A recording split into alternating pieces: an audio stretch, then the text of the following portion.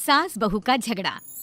अनामिका की सास पुष्पा अपनी बहू को कुछ खास पसंद नहीं करती थी और इसीलिए दोनों सास बहू में आए दिन झगड़ा होता रहता था। सास बहू के झगड़े के चक्कर में अनामिका के पति मोहित की जिंदगी मुश्किल में पड़ गई थी। बेचारा बार बार माँ और बीवी के झगड़े को सुलझाता ही रहता था, लेकिन दोनों समझने का नाम नहीं लेती थी। वैसे तो सब कुछ ठीक ठाक चल रहा था, लेकिन एक दिन अनामिका और पुष्पा के अंदर जोरदार झगड़ा हुआ और बात कुछ इस तरह थी। बहू, मैंने तुम्हें कल अपनी एक साड़ी धोने के लिए दी थी। हाँ मम्मी जी, वो साड़ी धोकर मैंने आपकी अलमारी में रख दी है। उसी की बात कर रही हूँ मैं। जरा देख तो, इस साड़ी को देखकर किसी भी तरह से लगता है ये धुली हुई है। अरे मम्मी जी, मैंने आपकी साड़ी वॉशिंग मशीन में अच्छे से धोकर सुखाकर आपकी अलमारी में तह बनाकर रखी थी। आपके तो नखरे खत्म ही नहीं होते। अरे कैसे बात कर रही है मुझसे? मेरे नखरे? अरे मोहित, जरा ये देख तो, ये साड़ी धुली हुई लग रही है क्या? अरे मम्मी, जब अनामिका कह रही है कि उसने साड़ी धोई थी तो मान लो ना। हर बात पर झगड़ा करना जरूरी है क्या? क्या है ना मोहित, तुम्हारी माँ को तो मेरे हर काम में नुस्ख निकालने की आदत पड़ गई है। जब तक दो चार खरी खोटी सुना नहीं लेती ना, इनका दिन नहीं निकलता। अरे चुप कर, बहू होकर मुझे जवाब देती हो। एक तो गंदे कपड़े उठाकर अलमारी में रख दिए, ऊपर से कैंची की तरह कचर कचर बोली जा रही हो। अरे मम्मी जी, आपको समझ में नहीं आता क्या? मैंने साड़ी धो कर रखी थी, धो कर रखी थी।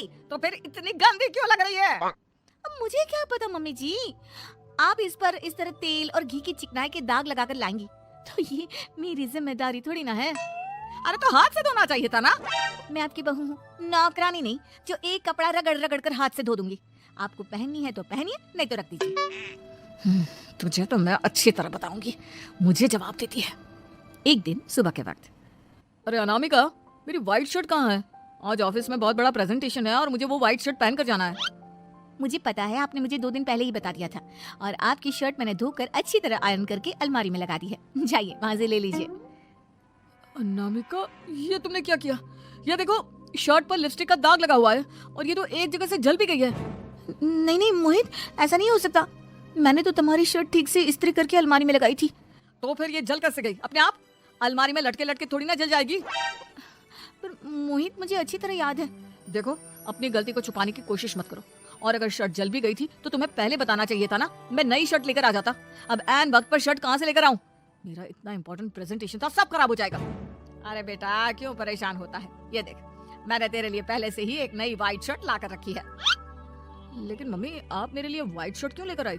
अरे मुझे पता था तेरा प्रेजेंटेशन होने वाला है और अपने इस बहू पर तो मुझे बिल्कुल भी भरोसा नहीं। क्या पता मेरी साड़ी की तरह तेरी शर्ट भी गंदी करके रख देती।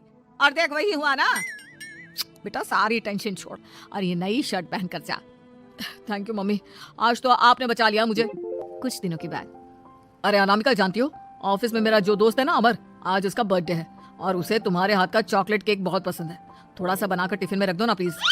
हाँ हाँ क्यों नहीं, मैं बहुत अच्छा केक बनाकर आपके दोस्त के लिए रख दूंगी। तुम्हारे हाथ का खाना खाकर तो वैसे ही मेरे ऑफिस के सारे लोग इतनी तारीफ करते हैं, क्या बताऊं। आप प्लीज एक अच्छा सा केक और बना दो, मेरी तो ऑफिस में शान बढ़ जाएगी। अनामिका केक बनाने के लिए रख देती है। पुष्पा चुपचाप जाकर उस पर ढेर सारा नमक डाल देती है। देख अमर, तेरी भाभी ने तेरे लिए चॉकलेट केक बनाकर भेजा है, तुझे बहुत पसंद है ना? यार तू बहुत किस्मत वाला है, भाभी इतना अच्छा खाना बनाती है और साथ में केक भी। वैसे भाभी को थैंक यू बोलना। थैंक यू बाद में, पहले तो ये केक खा कर देख, बहुत मेहनत से बनाया है अनामिका ने। अरे यार, इस केक में तो बहुत सारा नमक है। लगता है भाभी ने शक्कर की जगह खूब सारा नमक डाल दिया है। अरे मोहित, तू तो अपनी बीवी की कुकिंग की बहुत तारीफ करता फिरता है। जरा पूछना अपनी बीवी से, केक में नमक कब से डलने लग गया? क्या यार, तुझे भी मेरा ही जन्मदिन मिला था बिगाड़ने के लिए? केक नहीं लाना था तो मत लाता, कम से कम मुझे इस तरह नमक वाला केक तो नहीं खिलाता। अरे नहीं यार, अनामिका ऐसा नहीं कर सकती, जरूर कुछ गड़बड़ हुई होगी। घर जाने के बाद, अनामिका, अगर तुम्हारा केक बनाने का मन नहीं था तो ना बनाती, लेकिन मेरी बेइज्जती करवाने की क्या जरूरत थी? अरे आपकी बेइज्जती, ये आप क्या कह रहे हैं? मैंने तो सुबह आपको इतने अच्छे तरीके से केक बनाकर दिया था। हाँ, लेकिन उसमें इतना सारा नमक डाल दिया था कि आज ऑफिस में मेरा अच्छा खासा मजाक बना है। मेरे सारे दोस्त हंस रहे थे मुझ पर। अरे बेटा, मैंने तो तुझे पहले ही समझाने की कोशिश की थी। एक नंबर की गैर जिम्मेदार है ये लड़की, कोई काम ठीक से नहीं करती। उस दिन भी गंदी साड़ी रखती थी मेरी अलमारी में और झूठ बोल रही थी। कुछ दिनों के बाद, अनामिका देखो, मैंने अपना लैपटॉप चार्जिंग पर लगाया है, उसे अच्छी तरह चार्ज होने देना। मेरी एक अर्जेंट मीटिंग है, प्लीज बीच में से हटाना मत। हाँ हाँ ठीक है, मैं नहीं हटाऊंगी। पुष्पा चुपचाप से जाकर चार्जिंग का बटन बंद कर देती है। थोड़ी देर बाद, अरे ये लैपटॉप चार्ज क्यों नहीं हुआ? और ये बटन किसने ऑफ कर दिया? अनामिका इधर आओ। क्या हुआ? क्यों चिल्ला रहे इतना? अनामिका मैंने तुमसे कहा था ना, मेरा लैपटॉप चार्जिंग पर लगा हुआ है, मेरी अर्जेंट मीटिंग है। तुमने इसका स्विच ऑफ क्यों कर दिया? अरे मैंने ऐसा कुछ नहीं किया, मैं क्यों स्विच ऑफ करूंगी? कुछ दिनों से देख रहा हूँ अनामिका, तुम मेरा हर काम बिगाड़ देती हो। देखो ये अच्छी आदत थी, कम से कम तुम्हें इस बात का तो ध्यान रखना चाहिए था कि मेरी कितनी इंपॉर्टेंट मीटिंग थी। अब क्या करूंगा मैं? आई एम सॉरी मोहित, लेकिन सच में मैंने जानबूझकर कुछ नहीं किया। अगर जानबूझकर नहीं किया तो क्या सब कुछ अपने आप हो जाता है? कभी मेरी शर्ट जल जाती है, कभी केक में नमक डल जाता है। आप मेरी बात क्यों नहीं सुनते? मैंने जानबूझकर कुछ नहीं किया। फिर से वही बात। अरे कितनी बार तुम्हें समझा चुका हूँ, इस तरह मेरा काम बार बार मत बिगाड़ा करो। तुम जानती हो मुझे कितनी प्रॉब्लम होती है। ऑफिस में तो पहले ही बेइज्जती करा चुकी हो, और अब ये मीटिंग, ये भी मेरे हाथ से निकल गई। अनामिका की समझ में कुछ नहीं आता कि आखिर उसके साथ ये सब क्या हो रहा था और क्यों हो रहा था। फिर कुछ दिनों के बाद मोहित अपने ऑफिस से कुछ फाइल लेकर घर आता है। अनामिका, ये कुछ फाइलें हैं, इन्हें संभाल कर रख दो, और प्लीज इस बार ध्यान से, कोई गड़बड़ी नहीं होनी चाहिए। नहीं मोहित, कोई गड़बड़ी नहीं होगी। मैं सारी फाइल्स अलमारी में लॉक करके रखूंगी और चाबी अपने पास रखूंगी।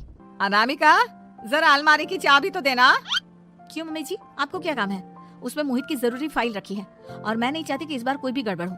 पता नहीं कुछ दिनों से हर काम खराब हो जाता है। अरे मुझे उसमें से पैसे निकालने हैं, और उसके बाद ले लेना अपनी चाबी। मैं खा नहीं जाऊंगी तुम्हारे पति की फाइल। अनामिका को अपनी सास पर शक होता है। चाबी देने के बाद वो चुपचाप छुपकर अपनी सास की हरकत देखती है। ये फाइलें उठाकर डस्टबिन में डाल देती हूँ, फिर देखना कैसे मोहित इसकी खबर लेगा। इस बार तो छोड़ेगा नहीं इसे।